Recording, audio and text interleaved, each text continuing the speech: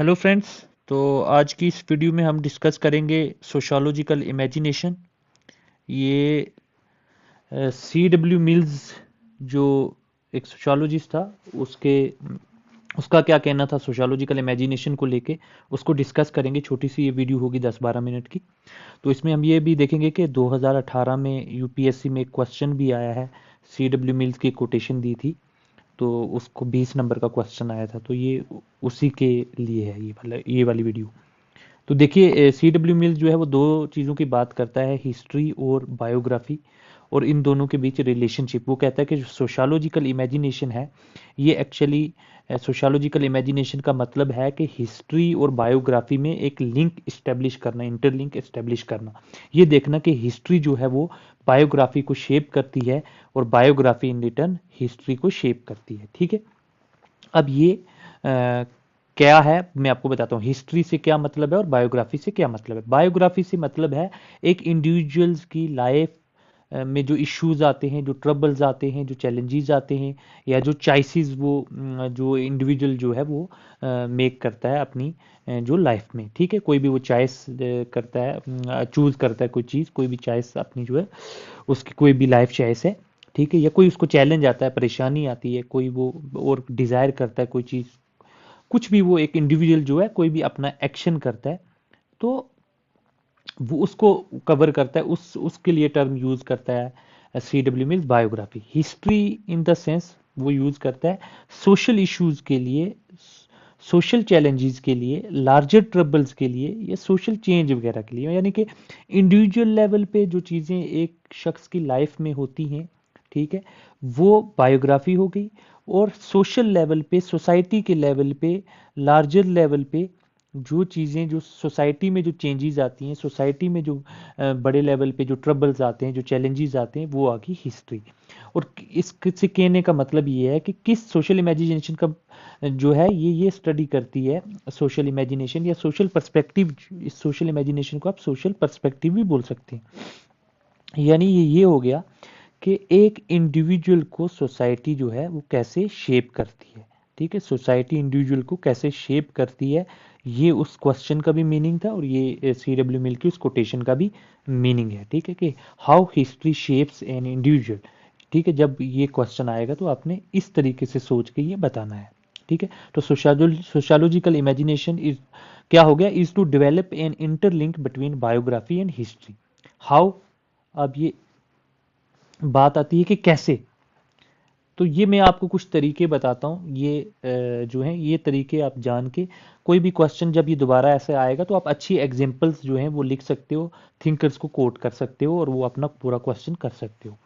First जो है आपने काम करना है सीइंग जनरल इन पार्टिकुलर। ये आप सोशियोलॉजिकल इमेजिनेशन को इंट्रो में जब आप डिफाइन करोगे तो आप उसको बोलोगे भी कि मतलब वहाँ पे 2 लाइनें लिख दो कि sociological imagination means seeing general in particular और सीइंग स्ट्रेंज इन फेमिलियर। ऐसे 2-3 मतलब बड़ी बड़ी ये सेंटेंस लिखोगे तो दिखने में अच्छे लगते हैं। मार्क्स जो हैं जो एग्जामिनर होगा वो मार्क्स थोड़ा ज़्यादा देने के चक्कर में रहेगा अगर आप ऐसी चीज़ें लिखोगे जो कि बहुत सारे एक समुंदर को बोलते हैं ना कि कोजे में भर देना। ठीक है। तो वो वैसे ही है। तो सीइंग जनरल इन पार्टिकुलर, पहला क्या है कि सोशियोलॉजिकल इमेजिनेशन या सोशियोलॉजिकल पर्सपेक्टिव जब हम यूज कर रहे होते हैं तो हम एक पार्टिकुलर चीज में, यानी एक बायोग्राफी में, मान लो ये पार्टिकुलर एक इंडिविजुअल में या उसके कोई किसी एक्शन में हम जनरल को तलाश करना है। कि मतलब एक पार्टिकुलर चीज जो आम सी चीज है उसमें जनरल क्या है, क्या ऐसी चीज जो है वो उसको पूरी सोसाइटीज में बाकी लोगों में कॉमन बनाती है। ठीक है। एग्जांपल्स हम कपड़े देखते हैं किसी एक शख्स के, कोई इंडिविजुअल है तो हमें लगता है कि ये, उससे पूछेंगे तूने ये कपड़े क्यों पहने, वो कहेगा मेरी पर्सनल चॉइस है। लेकिन हमने उसमें एक जनरल चीज देखनी है कि ये किस तरीके से इसका ये जो कपड़े पहनने का एक्ट है, इसको सोसाइटी जो है वो शेप कर रही है। यानी इसके रिलीजन का क्या इस पे काम पड़ रहा है, कास्ट का, क्लास का, जेंडर का। जैसे आप कपड़े देख के आप बता सकते हो कि एक वुमेन के कपड़े अलग होंगे, एक मैन के कपड़े अलग होंगे। आप कपड़ों से आप जेंडर बता सकते हो। तो आप बताते हो कि जेंडर किस तरीके से सोसाइटी ने जो सिंपल कपड़े पहनने का जो एक्ट है एक इंडिविजुअल का, वो भी इंडिविजुअल की पर्सनल चॉइस पे डिपेंड नहीं करता है, वो भी सोसाइटी शेप करती है। ठीक है। क्लास जो है वो भी शेप करती है। यानी एक गरीब औरत के कपड़े और एक अमीर औरत के कपड़ों में आप कपड़े ही देख के बता सकते हो उसकी क्लास जो है कौन सी क्लास होगी। रिलीजन, आप हिंदू और मुस्लिम के कपड़ों के जो आप डिफरेंसेस जो हैं वो भी आप देख सकते हो, ठीक है।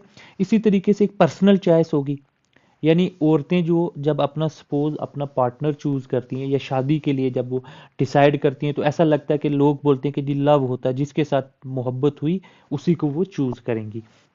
लेकिन ये भी एक जो ये चॉइस है, जो एक औरत ने, जो औरतें जो ये चॉइस अपनी जो है चूज करती हैं, सपोज को ये जो चॉइस मेक करती हैं, ये भी सोसाइटीज़ को शेप करती है। लिलियन रूबिन करके एक सोशोलॉजिस्ट है, उसने एक स्टडी करी और उसने देखा जो हायर इनकम वाली जो औरतें हैं, यानी अपर क्लास की जो औरतें हैं और जो लोअर क्लास की औरतें हैं, ठीक है, इनमें डिफरेंस है इस चॉइस को लेकर।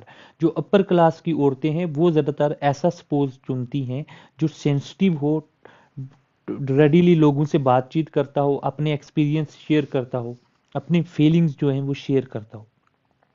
लेकिन एक लोअर क्लास जो औरत है वो जो है लो क्लास औरत, सॉरी, ये जो मतलब पोर औरत है, ठीक है, जो लोअर क्लास की होगी, वो जो है वो ये उसकी वो ऐसा अपने पार्टनर में ये चीज़ें ढूंढती है कि वो शराब ना पीता हो, वायलेंट ना हो, और उसके पास जॉब सिक्योरिटी हो, यानी जैसे इंडिया में होता है कि गवर्नमेंट जॉब वगैरह होनी चाहिए, ठीक है।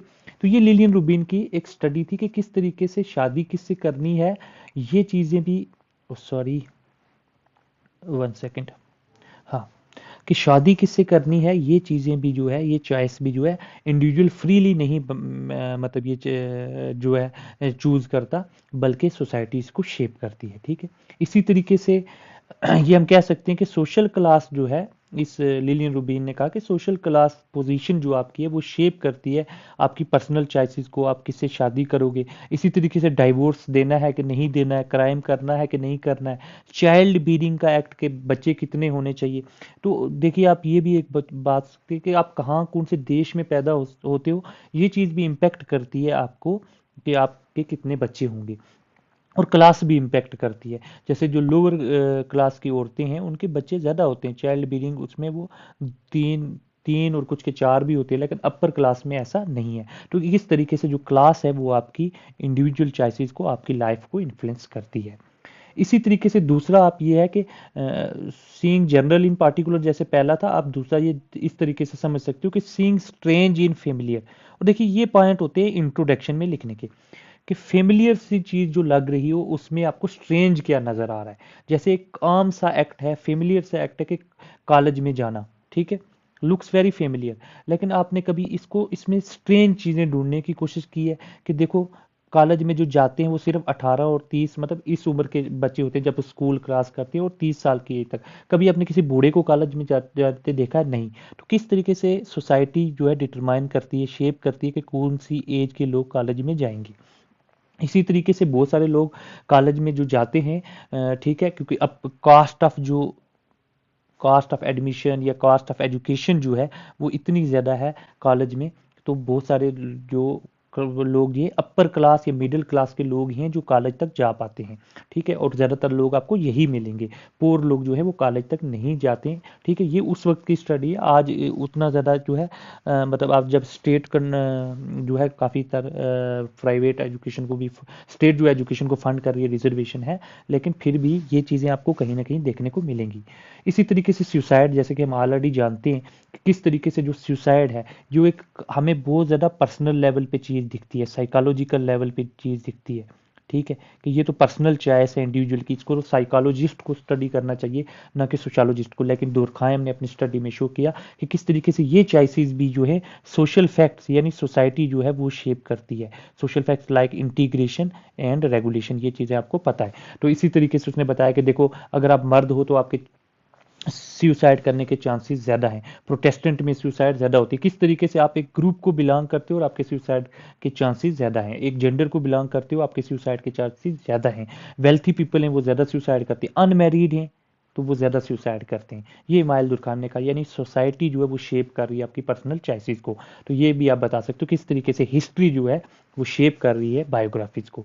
इसी तरीके से C.W. मिल्स कहता है, ठीक है, इसने खुद भी, अब ये मैं पूरा बेसिकली उसी का ही बता रहा हूँ लेकिन खुद भी इसका कुछ बता रहा हूँ, कि जब क्राइसिस आती है या जब चेंज आ रही होती है सोसाइटी में, तो उस टाइम हर एक इंडिविजुअल जो है वो उसका थिंकिंग प्रोसेस भी चेंज हो जाता है। थिंकिंग प्रोसेस भी चेंज हो जाता है। और वो थिंकिंग मतलब प्रोसेस भी ऐसा होता है कि वो शख्स भी जो है थोड़ा उसकी सोशोलॉजिकल इमेजिनेशन बन जाती है इंडिविजुअल्स की। यानी वो इंडिविजुअल्स भी जो हैं वो इस तरीके से थिंक करते हैं, वो अपने आप को फिर कोसते नहीं है, वो सोसाइटी को ही कोसते हैं। वो समझने लगते हैं कि हाँ भाई, नॉर्मली तो हम इंडिविजुअल हम तो ये सोचते हैं हाँ, मैं ही कॉलेज नहीं जा पाता हूँ, मैं ही फेल हो जाता हूँ, लेकिन हम कभी ये नहीं सोचते कि सोसाइटी का मुझे फेल करने में क्या रोल है, मैं ही गरीब रह गया। लेकिन जब क्राइसिस का पीरियड हो, चेंज आ रही हो सोसाइटी में, तब जो लोग हैं वो सोसाइटी को कोसते हैं। उनका थिंकिंग प्रोसेस भी इटसेल्फ सोसाइटी शेप कर देती है। वो कैसे? जैसे CW मिल्स एग्जांपल देता है, ग्रेट इकोनॉमिक डिप्रेशन आया जब 1930s में, अनएम्प्लॉयमेंट बहुत बढ़ गई थी, तो उस वक्त लोग क्या करने लग गए, लोगों ने ऐसा सवाल नहीं किया जैसे हम आज अपने आप को कोसते हैं कि यार मैं ही नालायक हूँ, मुझे जॉब नहीं मिलती है, I can't find A job. उन्होंने इंस्टेड ये कहा, देयर आर नो जॉब्स, के अब जॉब्स ही नहीं है, सोसाइटी में गलत है, इकोनॉमिक सिस्टम खराब है, सोसाइटी में पॉलिटिशियन जो है वो काम नहीं कर रहे हैं, तो मतलब सोसाइटी को वो समझने लगे किस तरीके से सोसाइटी उनको शेप करती है। इसी तरीके से अफ्रीकन अमेरिकन जो अमेरिका में रहते हैं, ठीक है, उनका पर्सपेक्टिव जो है काफ़ी हद तक सोशोलॉजिकल पर्सपेक्टिव है। और जो वाइट का है वो ऐसा नहीं है, क्योंकि जो अमेरिकन है, अफ्रीकन अमेरिकन, वो वहाँ पर काफ़ी हद तक ये जानते हैं कि उनकी जो ड्रीम्स हैं, उनके जो होप्स हैं, वो सोसाइटी क्रश कर रही है, सोशल सिस्टम ऐसा है कि वो रेसिज्म को प्रमोट कर रहा है वहाँ पे पूरा, ठीक है। तो वो भी किस तरीके से वो मतलब ये उनका भी थिंकिंग प्रोसेस डिफरेंट होता है एज कम्पेयर टू अमेरिकन, ठीक है। ये भी CW मिल ने कहा। इसी तरीके से एक और आप कैसे सोचोगे कि सोसाइटी में कैसे शेप कर दिया, तो वो आ गया ग्लोबल पर्सपेक्टिव। यानी ग्लोबली हम देखें तो 3 टाइप की कंट्रीज को हम 3 हिस्सों में बांट सकते हैं, high income country, middle income country and low income income country. और ये किस तरीके से शेप करती हैं standards of living of individuals को, इंडिविजुअल्स के स्टैंडर्ड ऑफ लिविंग को। तो ये भी आप लिख सकते हो इस क्वेश्चन में कि किस तरीके से हिस्ट्री जो है वो शेप कर रही है इंडिविजुअल्स की बायोग्राफी को, ठीक है। तो देखो, जैसे हमने चाइल्ड बीरिंग की बात की थी, वही चाइल्ड बीरिंग की बात आप देखोगे तो USA में ज़्यादा से ज़्यादा 1 या 2 बच्चे होंगे। वहीं आप कीनिया वीनिया में ले लो, ठीक है, नाइजीरिया में ले लो, तो 5-6 तक होंगे एक औरत के। तो आपकी चाइल्ड बीरिंग जो हमें लगता है कि एक औरत की पर्सनल चॉइस है कितने बच्चे होने चाहिए, वो भी ये डिपेंड करता है कि आप कहाँ पैदा हो रहे हो, कौन सी क्लास से बिलोंग करते हो। इसी तरीके से हम ये देखें कि ग्लोबलाइजेशन हो रहा है अब, तो अब उसका क्या इम्पैक्ट पड़ रहा है ग्लोबलाइजेशन में। जैसे हम देखते हैं कि WTO आ गया, MNC कंपनीज हैं वो हमारी इंडिया में आके इन्वेस्ट कर रही हैं, इंडिया क्लाइमेट पैक्ट साइन कर रहा है, यूक्रेन में जंग चल रही है। ये जो हिस्टोरिकल थिंग्स हो रही हैं, ठीक है, इनका भी इम्पैक्ट जो है हम यहाँ पे इंडिविजुअल की लाइफ में पड़ता है। जैसे जॉब्स नहीं मिलती हमें क्योंकि ऑटोमेशन बहुत हो रहा है। जब MNC इंडिया में इन्वेस्ट कर रही हैं, ऑटोमेशन होगा, स्किल ज़्यादा चाहिए होगा, और इस वजह से अनस्किल्ड और रिलेटिवली लेस स्किल्ड पीपल जो हैं उनको जॉब नहीं मिलेंगी। जब यूक्रेन में वार हुआ तो स्टॉक मार्केट क्रैश होगी, उसकी वजह से बहुत सारे जो इन्वेस्टर्स थे उनको नुकसान हुआ। तो उनकी लाइफ में क्या जो चैलेंजेस आए, जो उनकी फैमिली प्रॉब्लम्स हुई होंगी, वो भी यूक्रेन की वार का उनकी लाइफ पे डायरेक्ट इम्पैक्ट पड़ा। WTO के साथ इंडिया के क्या रिलेशन है, उसकी वजह से आप देखते हो कि हमारे यहाँ फार्मर्स के पे कितना इम्पैक्ट पड़ रहा है, ठीक है। इंडिया क्या ट्रीटी किसी के साथ साइन करता है, उससे इम्पैक्ट पड़ रहा है। क्लाइमेट पैक्ट की वजह से देखो हमारे क्या इम्पैक्ट पड़ रहा है, किस तरीके से अब जो है जो आप गाड़ी चलाते हो तो आपको फाइन जो है ज़्यादा होते हैं अगर आपको पोल्यूशन वाली सर्टिफिकेट वगैरह वो आपने नहीं की होगी। अब आगे जाके होगा कि भारत स्टेज 6 वाले वो, अगर आपने वो नॉर्म्स वाले आपने आपके पास गाड़ी नहीं है तो आपको ज़्यादा वो आप पे इम्पेक्ट पड़ेगा, ठीक है। तो ये एक एंड पे मैं आपको बता रहा हूँ कि ये CW मिल का एक कोट है। ये अगर कोई क्वेश्चन आ जाए तो इतना ज़्यादा लंबा तो आपको याद नहीं रहेगा, लेकिन ये बहुत अच्छा है। आपको जितने भी इसमें से कुछ कुछ पॉइंट्स याद रहें, 1-2 पॉइंट्स, वो आप ये इसका स्क्रीनशॉट ले लीजिए। और आप जो है, मैं थोड़ा छोटा करता हूँ, आप इसका स्क्रीनशॉट ले लेना और ये चीज़ें इनमें से कुछ लिख लेना। जैसे कि जब सोसाइटी इंडस्ट्रियलाइज्ड होती है तो पीजेंट जो है वो वर्कर बन जाता है, इतनी बात आपने याद रखनी है। फ्यूडल लॉर्ड जो है वो बिजनेसमैन बन जाएगा या लिक्विडेशन उसका दिवालिया निकल जाएगा, ठीक है। इसी तरीके से जब क्या होता है कि जब जंगें होती हैं तो इंश्योरेंस वाला रॉकेट लॉन्चर हो जाता है, स्टोर कीपर जो है वो रडार मैन की तरह काम करता है, औरतें जो हैं अकेली रहती हैं, जो बच्चे हैं वो क्या करते हैं, यतीम हो जाते हैं। ठीक है, तो किस तरीके से सोसाइटीज़ में हिस्टोरिकल जो चेंजेस हैं, ये C.W. मिल्स ने खुद ही लिखा है, तो इसमें से आप कोट कर सकते हो। ठीक है, कि कोट करोगे तो चेक करने वाले को ज़्यादा अच्छा लगेगा कि हाँ ये प्रॉपर क्वेश्चन को स्ट्राइक कर रहा है। ठीक है, मार्क्स लेने का यही एक तरीका है, जो क्वेश्चन में पूछा जाए डायरेक्ट उसी को स्ट्राइक करो, इधर उधर की बात मत करो। ठीक है, तो ये एक एंड पे भी कि neither the life of an individual nor the history of a society, यानी बायोग्राफी और हिस्ट्री दोनों को हम अंडरस्टूड नहीं कर सकते जब तक हम इन दोनों को अलग अलग हम अंडरस्टैंड नहीं कर सकते, जब तक कि हम दोनों को टुगेदर बोथ हम अंडरस्टैंड ना करें। ठीक है, तो हम जो एक इंडिविजुअल की लाइफ को तब तक नहीं स्टडी कर सकते, हिस्ट्री ऑफ सोसाइटी को तब तक अच्छे से हम नहीं समझ जाएंगे जब तक हम इन दोनों को ही अंडरस्टैंड ना करें कि इनमें क्या, विदाउट अंडरस्टैंडिंग, इधर था रिलेशनशिप बिटवीन बोथ,